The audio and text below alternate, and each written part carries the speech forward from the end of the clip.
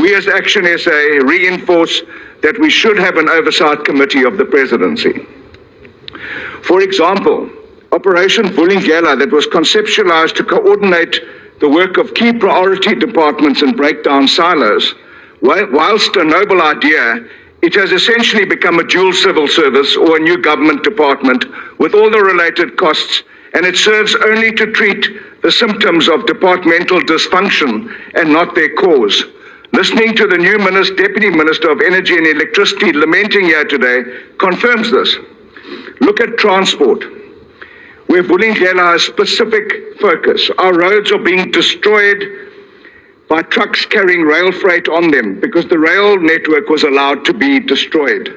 Bulk freight rail for coal and manganese should never be allowed to be on our roads. And if it wasn't for the connected elite who are heavily invested in road freight transport, it wouldn't be allowed. This needs oversight. Manganese export management in Nelson Mandela Bay is parlous. It's destroying municipal and state infrastructure and compromising public health.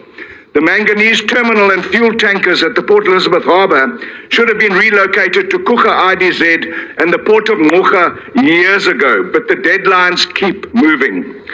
It's because these facilities are depreciated and thus much more profitable to continue using them, as new environmentally compliant facilities would drastically reduce profit.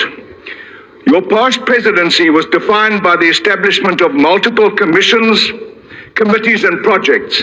These require leadership, decision-making and action that have been conspicuous by their absence.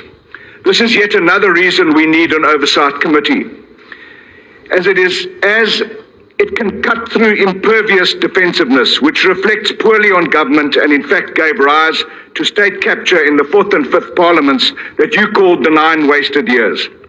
Now that there's a new political dispensation, hopefully the new voices in your coalition government and the noise from your erstwhile comrades now occupying the opposition benches will galvanize you into action and promote the kind of ethical leadership that South Africa so desperately deserves. Honourable President, we haven't had 118 days of no load shedding. There's a new euphemism. It's called load reduction. It means the same thing. Abantu banamban.